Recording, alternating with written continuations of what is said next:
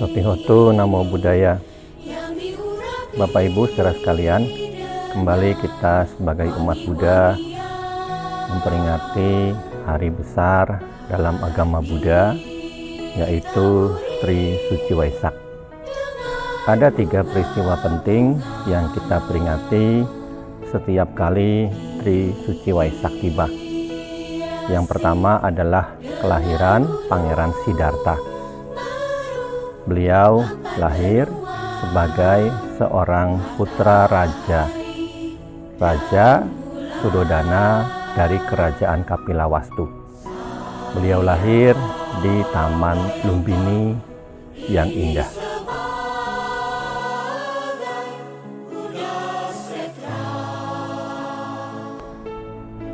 Kemewahan istana tidak membuat beliau terlena. Tujuan tertinggi bukanlah menikmati kesenangan duniawi. Pada usia 29 tahun, Pangeran Siddhartha meninggalkan istana dan memasuki kehidupan sebagai pertapa. Beliau menjalani kehidupan pertapaan dengan berbagai macam cara, mengikuti pola, metode yang ada pada masa itu.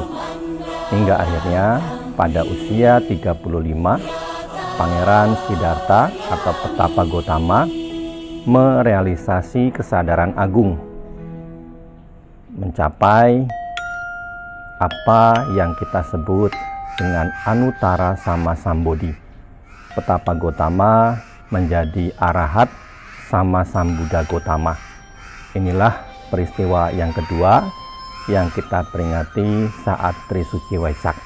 Kesadaran agung diperoleh di Bodh Gaya, di Uruvela Senanigama.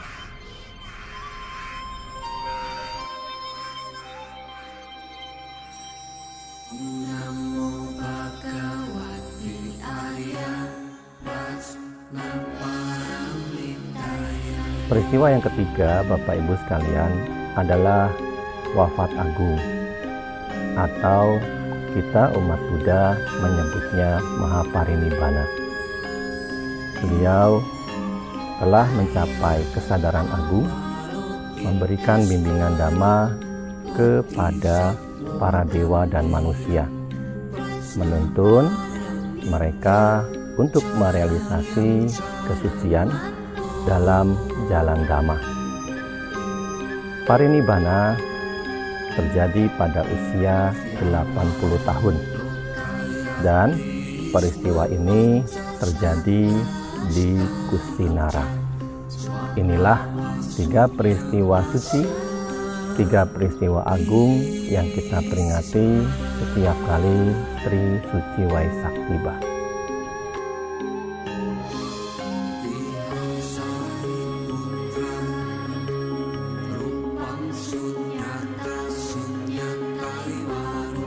Bapak Ibu saudara sekalian, pada tahun ini Sangga Theravada Indonesia mengambil tema Waisak, cinta kasih membangun keluhuran bangsa.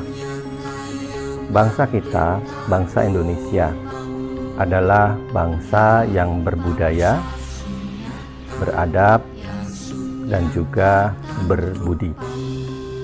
Fakyan adalah seorang biksu dari Tiongkok yang melakukan perjalanan ke India dan ke Sri Lanka untuk belajar Winaya, aturan-aturan bagi para biku. Dalam perjalanannya pulang dari Sri Lanka menuju ke Tiongkok, Fakyan singgah di Nusantara.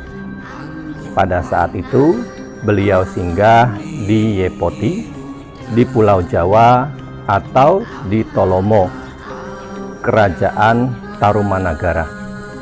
Dalam catatan perjalanannya, Ho Kuo Ce, atau catatan di negeri Buddha, Fakyan membuat laporan bahwa pada masa beliau singgah di Tarumanagara, saat itu ada 3 agama: agama lokal, agama Hindu, dan agama Buddha.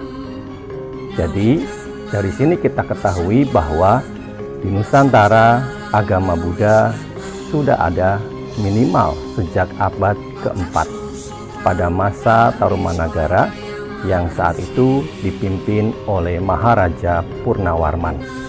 Dari sinilah kemudian agama Buddha berkembang di Nusantara, membangun peradaban, membangun kebudayaan dengan mendirikan candi-candi, antara lain Candi Borobudur, Candi Sewu, Candi Plaosan, Candi Sojiwan, dan candi-candi lainnya. Peradaban, keluhuran, budaya Nusantara, budaya bangsa kita begitu agung pada masa itu.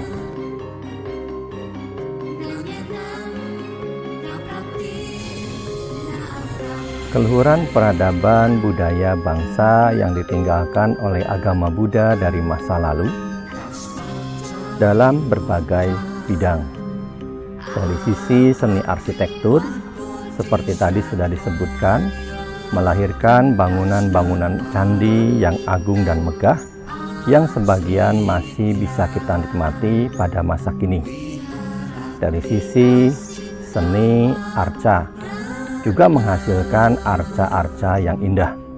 Di samping juga ada seni tari yang memberi pengaruh dan warna pada kesenian Nusantara.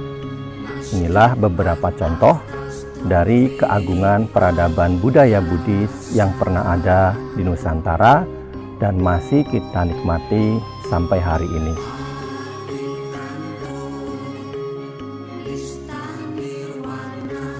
Bapak Ibu sekalian, keagungan peradaban, budi dan budaya itu muncul dari adanya cinta kasih. Pada masa kini, cinta kasih bisa kita wujudkan dengan membangun kepedulian kepada sesama. Sebagaimana kita ketahui, sudah hampir 2 tahun ini, dunia dilanda oleh wabah pandemi COVID-19. Banyak di antara kita yang membutuhkan uluran tangan. Marilah kita bantu mereka yang membutuhkan. Membangun kepedulian kepada sesama adalah wujud bukti keluhuran budaya budi bangsa kita sebagai bangsa Indonesia. Semoga pandemi COVID-19 segera berlalu. Selamat merayakan Tri Suci Waisak. Semoga kita dapat menerapkan nilai-nilai luhur, teladan agung dari Sang Buddha Gotama dalam kehidupan kita sehari-hari sebagai umat Buddha. Sabbe Sata Bhavantu Sukhitata. Semoga semua makhluk hidup berbahagia.